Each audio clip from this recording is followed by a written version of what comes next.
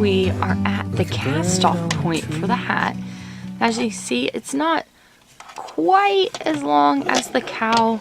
The hat, you can make it as long as you would wish. If you like more of the floppy style hat, that's just completely your own preference. But at this point, we're going to do the same we did with the cowl and take and move these stitches over. Kind of push one side up. Let me zoom in, show you what we're doing. Take the loop from this inside, put on the outside. Loop from inside, put on the outside. And you do this all the way around.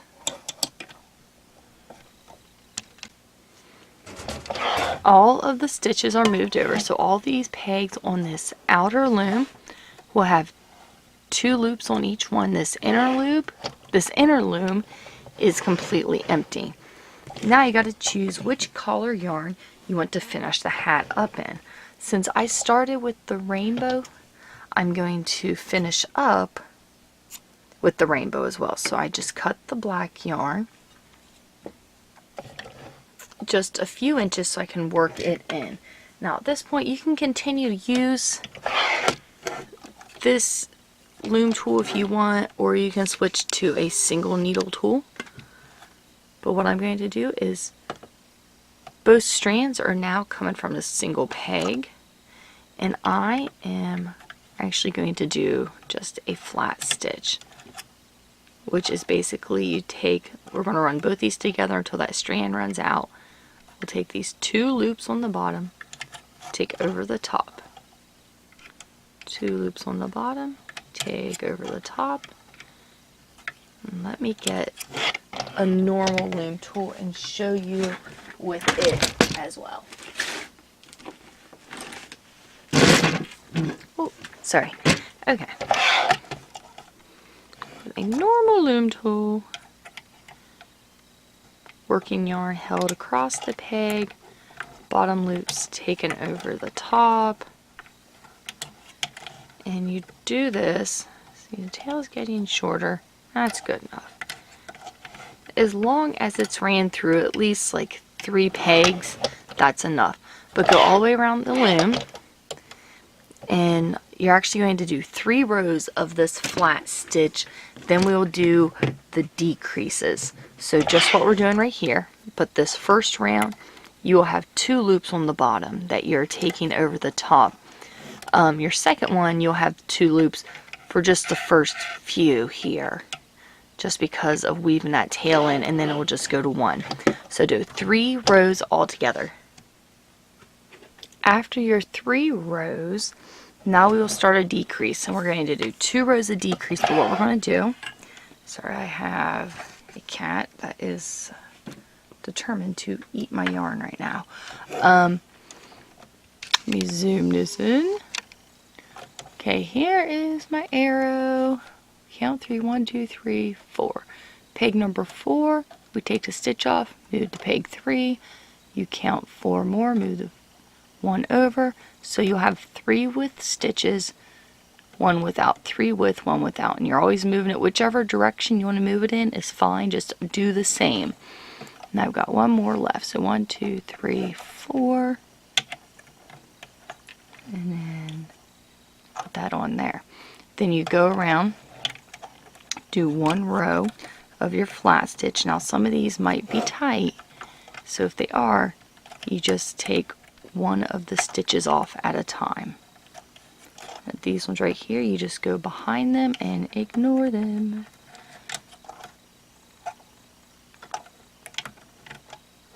So go all the way around the loom, and then I'll show you the next decrease. Okay, so we got the row finished. Now for this next row of decreases, you're doing the same thing. Those 3 that were together, you're taking that middle one, moving it over 1. And move it the same direction you did with the previous row. And what you will get is every other peg will have a stitch on it. So you go ahead, you knit off. I said you might have to do both those by themselves, and that's fine. Working yarn behind the empty peg, knit off, behind empty peg, knit off. Do this all the way around. One row is done. Every other peg on this outside loom has one stitch on it. Now we are going to wrap the working yarn at least 2.5 to 3 times around the loom and cut it. There we go. Oh, that's so neat. Okay, sorry guys. Zoom in, and this is how we are going to do our cast off. Working yarn behind empty peg. You will pull the working yarn up through or down through the stitch on the peg. Just be consistent. Working yarn behind, skip the next one, and pull the yarn up or down through. Kick that off there. Again, we're going behind, skipping one.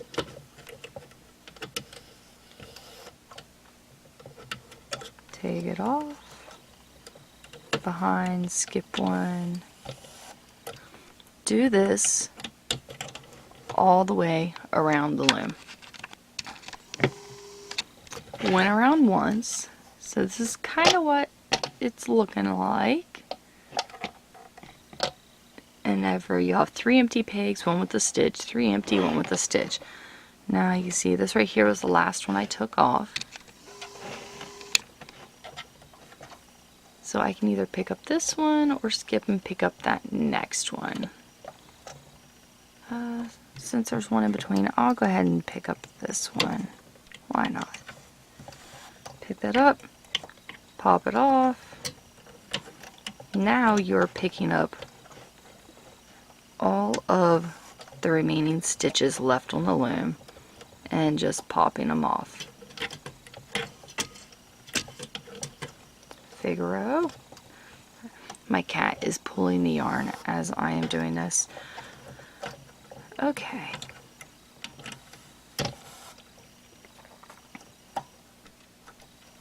See, at this point you can just very easily, just with the yarn, pop them off. And what you're doing right here is called a flat top cast off, well, flat top pull string cast off. It takes that bulkiness into 2 rounds, as you can see. It creates a very nice top to a hat. I'm definitely a fan of this cast off for a hat. You can do just a couple simple decreases, take out the bulk, and then do your cast off. And that's the last one. Zoom this out and I will show you how to tighten this up. Okay, so this is what we got. And compare the size of this, oops, to the size of our cow. See, the cow is significantly longer, but this cow is actually a little longer than most of the ones I made. I just wanted it a little bit longer for myself. But see, it still did the same striping as the other. But let's tighten this up. Now what you'll see is you have 2 rounds. You have 2 rounds here tightening up. You have this top circle and then you have your inner circle, which is your first ones that you took off. So what I do is I kind of hold it in place with my finger and just kind of pull and try to tighten everything up as much as I can. Then I put that working yarn down through the middle and I'm going to flip it inside out. And I've got so much yarn here, I don't need all that. I'm going to cut some of this. Wow, those scissors are dull. Okay. flip it inside out. And I'm doing the same thing again, just kind of holding it, trying to pull through the entire thing so that I just have one. There we go. Now let's see what the outside looks like. See? So that kind of puckers up, but it goes, see, it puckers up a bit. If you don't want it to pucker up that much, you can do more rows of your flat stitch before you go into the decreases. But for me, this one will probably be a little floppy, and when you put it on your head tight, a lot of the bulk here kind of goes away. But now at this point, what you want to do is make sure that's tightened up as tight as you can get it. Do be careful though, because I have had cases where I've broken the string, and that's very difficult to fix after that point. So now I'm just taking this string and kind of weaving it through a bit, locking it in so it don't go anywhere.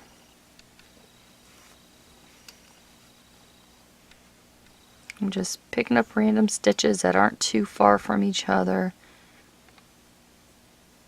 and pulling the yarn through. And do that for a bit. Just pull through a few.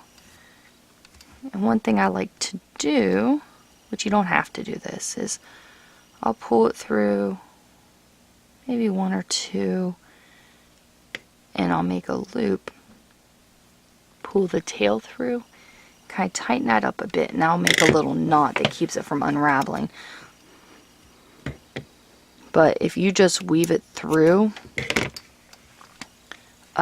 just down far enough, then you won't have that knot. You don't have to worry about doing a knot. But here it is. So you got your hat and your neck warmer. Alright, awesome. Thank you guys so much for watching. I do hope you enjoyed this, and the all of the direct links, PDF, videos, everything for the cow is in the video description below. As well for the hat, the PDF and everything. It's actually one PDF, because the only difference in both these projects is the cast off. Because you can make them as, you can make either one as long or short as you would like. If you want this to be an ear warmer, just make it, you know, about that long. Cast off, you use an ear warmer. There's a lot of different options you have with this. Okay guys, so I hope you enjoyed this video.